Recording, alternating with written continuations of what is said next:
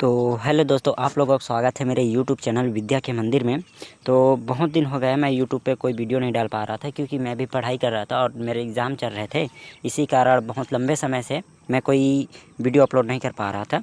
तो अब मेरे एग्ज़ाम फाइनली ख़त्म हो चुके हैं, तो मैं रेगुलर ऐसे वीडियो डाला करूँगा।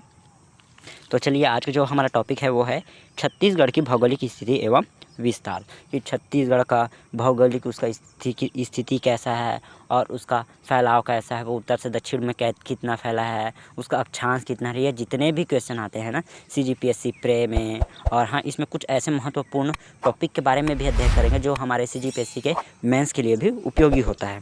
तो चलिए, तो हमारा आज का टॉपिक है छत्तीसगढ़ की भौगोलिक स्थिति एवं विस्तार, जियोग्राफिकल लोकेशन ऑफ छत्तीसगढ़। तो छत्तीसगढ़ का कुल क्षेत्रफल लगभग 1,35,192 वर्ग किलोमीटर में फैला हुआ है, जो कि भारत के कुल क्षेत्रफल का 4.11% है। तो छत्तीसगढ़ राज्य उत्तर से दक्षिण की लंबाई 700 किलोमीटर है तथा पश्चिम से पूर्व की लंबाई 435 किलोमीटर है। तो छत्तीसगढ़ के उत्तर पश्चिम में मध्य प्रदेश है, दक्षिण पश्चिम में महाराष्ट्र है, दक्षिण में तेलंगाना और आंध्र प्रदेश है, पूर्व में उड़ीसा है, उत्तर पूर्व में झारखंड तथा उत्तर में उत्तर प्रदेश है। फिर छत्तीसगढ़ का आकांक्षीय विस्तार है ना, छत्तीसगढ़ का आकांक्षीय विस्तार 17 डिग्री 46 उत्तरी अक्षांश से 24 डिग्री 5 उत्तरी अक्षांश के मध्य में स्थित है। आकांक्षीय लंबाई अर्थात उत्तर से दक्षिण की लंबाई 700 किलोमीटर है। 23/1/2 डिग्री उत्तरी अक्षांश कर्क रेखा छत्तीसगढ़ राज्य के, जो छत्तीसगढ़ में है ना कर्क रेखा, वो छत्तीसगढ़ के कोरिया, सूरजपुर और बलरामपुर से होकर गुजरती है। कौन कौन से ज़िले से कर्क रेखा 3 जिलों से होकर गुजर रही है, कोरिया, सूरजपुर और बलरामपुर से होकर गुजर रही है। फिर नेक्स्ट है छत्तीसगढ़ का देशांतरीय विस्तार यानी लॉन्गिट्यूड 80 डिग्री 15 पूर्वी देशांतर से 84 डिग्री 20 पूर्वी देशांतर के मध्य में स्थित है। अर्थात देशांतरीय लंबाई अर्थात पूर्व से पश्चिम की लंबाई कितना है, 435 किलोमीटर है। 82/1/2 पूर्वी देशांतर अर्थात भारतीय मानक समय रेखा IST है ना, छत्तीसगढ़ के 7 जिलों से गुजरती है। तो कौन कौन से हैं, सूरजपुर, कोरिया, कोरबा, जांजगीर चांपा, बलौदाबाजार, महासमुंद और गरियाबंद। फिर उसके बाद छत्तीसगढ़ में अवस्थिति एवं विस्तार का प्रभाव, कि छत्तीसगढ़ की स्थिति कहाँ है और उसका विस्तार पर क्या प्रभाव पड़ा, इसके बारे में अध्ययन करेंगे। तो छत्तीसगढ़ एक भू अवशिष्ट राज्य जिसका किसी भी देश के साथ सीमा नहीं लगती है। एक होता है जो भी राज्य है या जिला है, सीमावर्ती जिला होता है। जैसे कि वो किसी भी राज्य के सीमा से छुआ हुआ होता है, उसे सीमावर्ती जिला कहते हैं। और भू अवशिष्ट मतलब ये ऐसे जिले होते हैं या ऐसा राज्य है जो किसी भी सीमा को, किसी दूसरे राज्य की सीमा को नहीं छूते हैं। छत्तीसगढ़ बाह्य आक्रमण से सुरक्षित प्रदेश, मतलब कोई भी जब राज्य पर हमला करता है तो हमारा जो प्रदेश है वो बीच में होने के कारण हम तक क्या बोलते हैं, आक्रमण करते करते उनको बहुत लेट हो जाएगा। भारत का मानक समय रेखा राज्य के 7 जिलों से होकर गुजरती है, जो कि आपको बताया था मैं।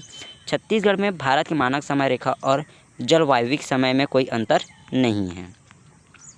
छत्तीसगढ़ के 3 जिलों से कर्क रेखा गुजरती है। उत्तरी भाग के 3 जिलों से, जैसे कि जो कि है कोरिया, सूरजपुर, बलरामपुर, इसलिए यहाँ की जलवायु उष्णकटिबंधीय है ना। छत्तीसगढ़ की, अब आपको बता दे रहा हूँ, छत्तीसगढ़ की अवस्थिति के कारण यहाँ अरब सागर एवं बंगाल की खाड़ी दोनों शाखाओं से मानसून की प्राप्ति होती है ना। छत्तीसगढ़ गोंडवाना प्लेट से अलग होते हुए भारत प्लेट का हिस्सा है। खनिज संसाधन मुख्य रूप से कोयले की प्राप्ति है और इसका जो खनन कार्य है वो गोंडवाना करता है। फिर छत्तीसगढ़ की भौगोलिक से संबंधित महत्वपूर्ण तथ्य, तो छत्तीसगढ़ में आकांक्षी विस्तार की तुलना में मानक देशांतरी विस्तार कम है। कोरिया जिले में कर्क रेखा एवं भारतीय मानक समय रेखा एक दूसरे को काटती है। कहाँ काटती है, कोरिया जिले में काटती है। तो देखिए ना, भौगोलिक दृष्टि छत्तीसगढ़ कौन सी दिशा में स्थित है। कई बार क्वेश्चन में पूछ देता है कि छत्तीसगढ़ की जो भौगोलिक दृष्टि से वो कौन सी दिशा में स्थित है। तो आप लोगों को ऊपर में बताया ही था कि अक्षांश 17 डिग्री 46 उत्तरी अक्षांश से 24 डिग्री 5 उत्तरी अक्षांश तथा देशांतर में 80 डिग्री 15 पूर्वी देशांतर से 84 डिग्री 24 पूर्वी देशांतर के बीच में स्थित है। छत्तीसगढ़ राज्य देश के दक्कन पठार से लगा हुआ प्रायद्वीपीय पठार का हिस्सा है। फिर देखिए और क्वेश्चन पूछ देता है कि मानचित्र की दृष्टि से भारत में छत्तीसगढ़ का क्रम क्या है। क्षेत्रफल की दृष्टि से देश का 9वां एवं जनसंख्या की दृष्टि से 16वां बड़ा राज्य है। इसके कुल भौगोलिक क्षेत्रफल का लगभग 44% इलाका वनों से परिपूर्ण है। कितना? 44%। वन क्षेत्र के हिसाब से छत्तीसगढ़ देश का तीसरा बड़ा राज्य है। देखिए ना, एक तो क्षेत्रफल की दृष्टि से 9वां है, जनसंख्या की दृष्टि से कितना है? 16वां है, और वनों की दृष्टि से कितना है इसका स्थान? तीसरा बड़ा राज्य है। याद रखना 3 दृष्टि से। क्षेत्रफल की दृष्टि से सबसे बड़ा और छोटा जिला कौन सा है? छत्तीसगढ़ राज्य का क्षेत्रफल की दृष्टि से सबसे बड़ा जिला 34.14 वर्ग किलोमीटर, जबकि क्षेत्रफल की दृष्टि से छोटा जिला का नाम दुर्ग है, जिसका क्षेत्रफल 8,537 वर्ग किलोमीटर है। फिर छत्तीसगढ़ के कौन से जिले से कर्क रेखा गुजरती है? छत्तीसगढ़ में कर्क रेखा 3 जिलों से होकर गुजरती है, बलरामपुर, सूरजपुर और कोरिया, 3 जिले से। छत्तीसगढ़ में कर्क रेखा की लंबाई कितनी है? तो कर्क रेखा छत्तीसगढ़ में सूरजपुर, बलरामपुर जिले से झारखंड तक करीब 140 किलोमीटर तक गुजरी है। कहा जाता है कि जिस क्षेत्र से कर्क रेखा गुजरती है वहाँ गर्मी तेज पड़ती है, और उत्तरी छत्तीसगढ़ के कोरिया, सूरजपुर, बलरामपुर जिलों में करीब 140 किलोमीटर की कर्क रेखा यहाँ कोई असर नहीं है। तो यहाँ पर ख़त्म होता है। तो आई होप आप लोगों को अच्छा लगा हो। यदि आप लोगों को अच्छा लगा हो तो मेरे यूट्यूब चैनल को सब्सक्राइब कीजिए, मेरे वीडियो को लाइक कीजिए, और यदि आप लोग सब्सक्राइब करके बेल आइकन को दबा दें तो जब भी मैं कोई वीडियो डालता हूँ तो आप तक सबसे पहले पहुँचेगा।